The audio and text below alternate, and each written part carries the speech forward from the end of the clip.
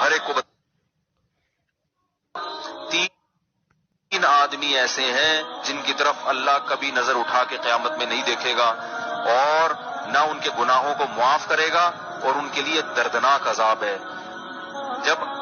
جب یہ آپ نے یہ الفاظ کہے نا تو حضرت ابو ذر غفاری رضی اللہ تعالیٰ عنہ بیٹھے تھے، انہوں نے عرض کیا یا رسول اللہ خابوا وخسروا من ہم یا رسول اللہ، یہ تو تباہ ہو گئے، برباد ہو گئے، اتنی شدید وعیدیں آپ ان کو سنا رہے ہیں۔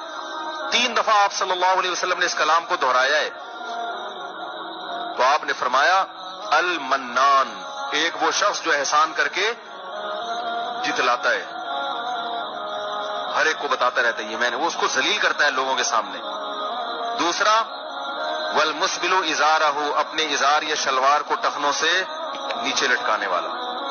اور تیسرا المنفق سلعتہ بالحلف الکاذب، جھوٹی قسم کے ذریعے اپنا مال بیچتا ہو۔ اور آپ صلی اللہ علیہ وسلم نے فرمایا